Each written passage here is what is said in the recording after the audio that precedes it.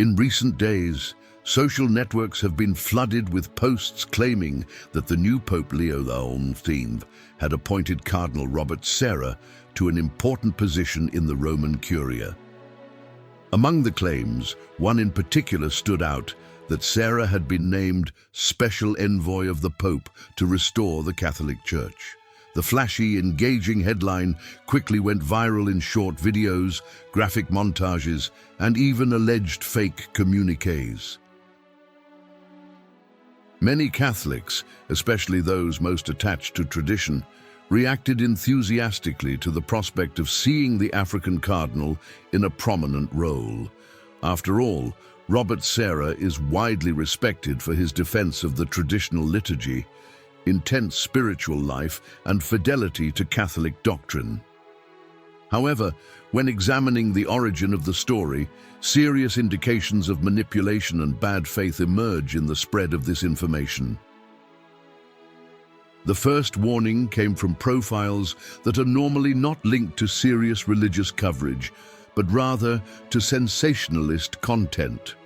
Moreover, the Vatican published absolutely nothing on its official channels regarding this supposed appointment.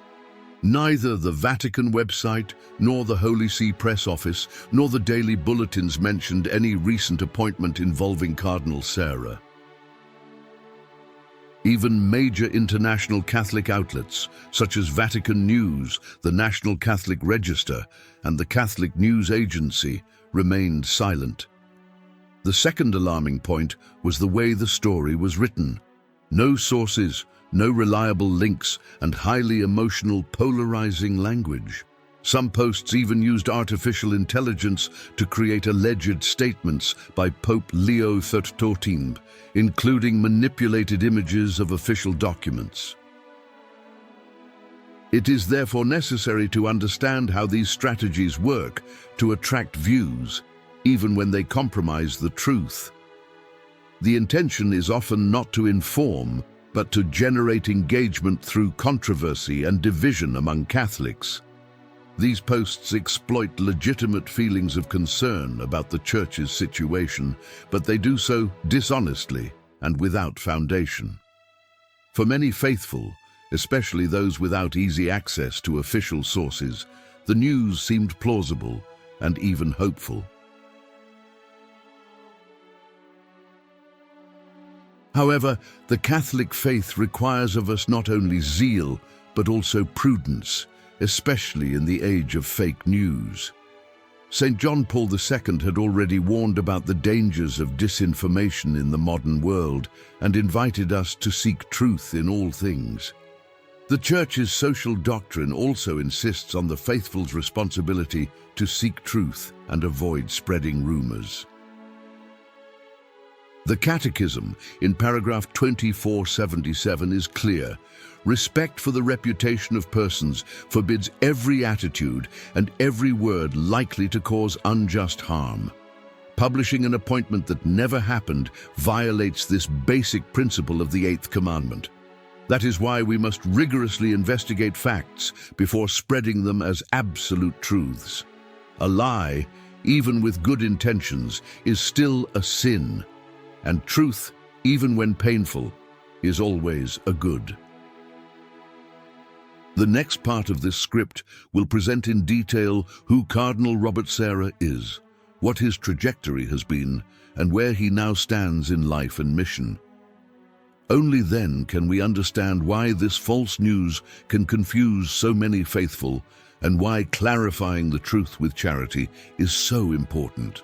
To grasp the impact of the false story involving his name, it is essential to know more deeply who Cardinal Robert Serra is. Born on 15th of June 1945 in Urus, Guinea, West Africa, Robert Serra belongs to the Catholic minority in a predominantly Muslim country. His priestly vocation blossomed amid poverty, religious persecution, and political instability, factors that profoundly shaped his spirituality. Ordained a priest in 1969, Serra soon displayed profound theological intelligence and fervent spirituality, attracting the Holy See's attention. In 1979, at age 34, he became the world's youngest archbishop when Pope John Paul II appointed him Archbishop of Conakry. He courageously confronted Guinea's socialist regime, always defending the church's rights and the dignity of the poor and persecuted. In 2001, he was called to Rome to serve in the Curia, appointed secretary of the Congregation for the Evangelization of Peoples. Later, in 2010, Benedict XVI elevated him to the cardinalate, recognizing him as a man of deep faith and fidelity to church tradition. In 2014, Pope Francis named him Prefect of the Congregation for Divine Worship and the Discipline of the Sacraments, placing him at the forefront of liturgical matters. Serra distinguished himself by defending the traditional Mass, Latin, Eucharistic adoration, Christ-centered liturgy, and the interior reform of the faithful. In his books, such as God or Nothing, The Power of Silence, and It Is Getting Late and Dark, he expresses deep, mystical, prophetic thought.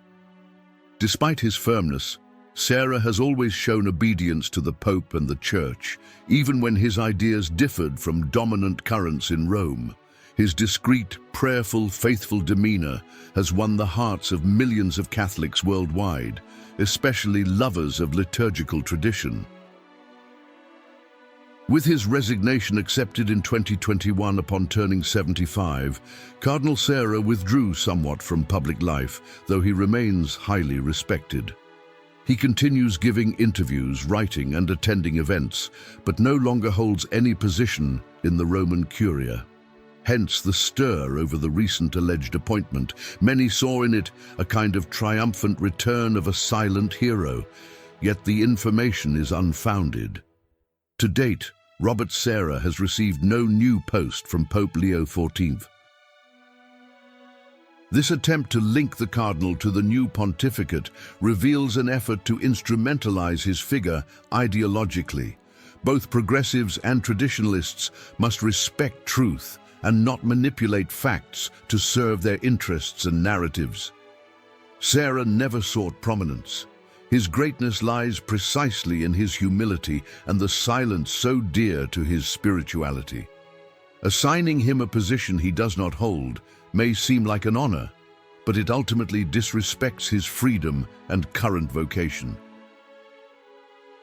As Catholics, we must safeguard the integrity of our pastors' reputations, especially those who bear great responsibilities before God. In the next part, we will explain how religious disinformation spreads so rapidly online and Catholics' role in preserving truth. False news like this thrives when the faithful lack formation, discernment, and reliable sources. That is precisely why we need a faith founded on charity, truth, and prudence, as the Church teaches. The fake story about Cardinal Serra's appointment by Pope Leo XIV is only one example of how religious disinformation spreads swiftly. In the digital age, a well-told lie can reach millions within minutes, especially when it touches sensitive matters of faith. Religious fake news is particularly dangerous because it stirs hearts, hopes, and the sincere devotion of the faithful. Unlike political or sports news, false messages about faith cloak themselves in spiritual authority, making them harder to question. Some posts even use manipulated Holy See documents, fake seals, and papal coats of arms. Others present doctored statements from cardinals, using AI to create realistic videos and synthetic voices. Some, through naivety or enthusiasm, share such content without checking its origin, believing they are helping the Church. But as Pope Benedict XVI warned, charity in truth is the principal driving force of true development. Charity without truth is sentimentalism. Truth without charity is harshness. Both must be united when speaking of faith. Thus, combating religious disinformation is above all an act of love for the Church, the Pope, the faithful, and the evangelizing mission. The Catholic Church has always taught that truth sets us free. Jesus said, "The truth will set you free." John 8:32. Spreading something unverified or worse, known to be false, harms church communion and the unity we cherish. Such rumors also create false expectations among the faithful, who may be disappointed on learning it was all invented. This erodes trust in the hierarchy, in serious Catholic media, and even in the Pope himself. Communities often split over fake news, with Catholics fighting over interpretations based on non-existent information. The false Sarah appointment is a clear example. Many saw it as a conservative triumph and accused others of lacking fidelity. This breeds confusion, disunity, scandal, and discredits the Church's evangelizing mission before the world. The saints teach us to cultivate inner silence and trust in providence, not to live on rumors and worldly agitation. Saint Teresa of Avila said, "Let nothing disturb you, let nothing frighten you. Everything passes. God does not change." Patience obtains everything. When we get swept up in digital frenzy, we lose sight of the peace that comes from prayer and the gospel's truth. Instead of falling into the disinformation trap, Catholics should educate themselves, seek reliable sources, and pray before reacting to any news. Prudence is a forgotten virtue on social media, but absolutely essential for today's disciples of Christ. It is not excessive distrust, but spiritual vigilance. Be wise as serpents and innocent as doves, Matt 10:16. Each believer must ask, am I promoting the Church's unity, or am I an instrument of division?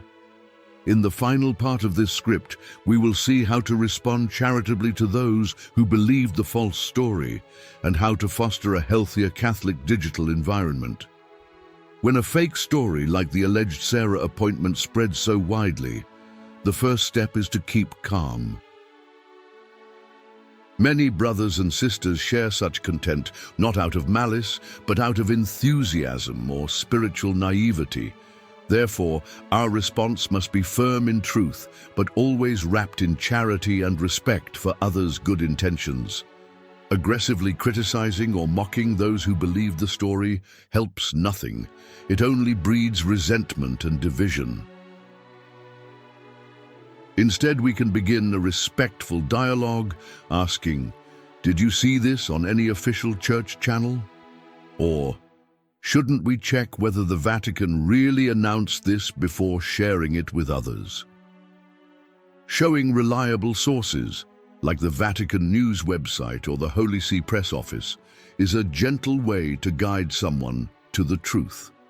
We must also remember that we are all responsible for using social networks well, especially regarding matters of faith.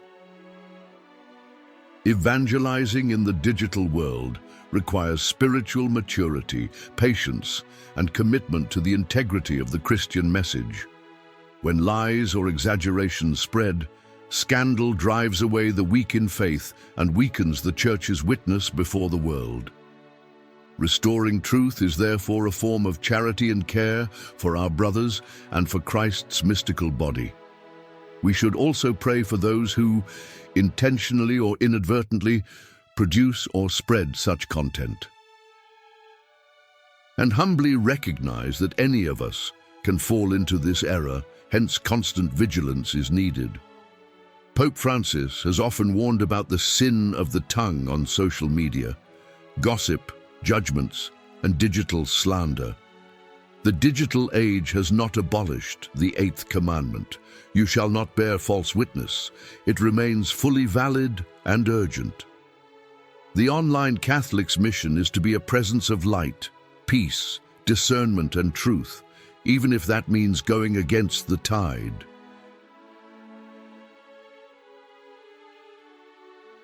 Instead of being impulsive, the faithful are called to prudence. Instead of spreading rumors, to proclaim the good news with clarity and fidelity. As St. John Paul II told us, truth is a requirement of authentic love. Love demands truth. Without truth, love is corrupted. Thus, in correcting a rumor like the one about Cardinal Sarah, we do more than defend facts. We defend ecclesial communion. We protect the Pope from false expectations, the Cardinal from ideological manipulation, and the faithful from dangerous deception. The Church's unity, so desired by Christ, also depends on our responsibility to preserve truth in what we say and share. May this episode serve as a warning and an invitation. We need to build a Catholic internet that is more mature, devout, and faithful to the Magisterium. Let us form networks of prayer, study, fraternal and truthful sharing. Let us be leaven in the digital dough. Cardinal Sarah, with his life of silence, prayer, and fidelity, inspires us always to choose the depth of truth over the noise of appearances.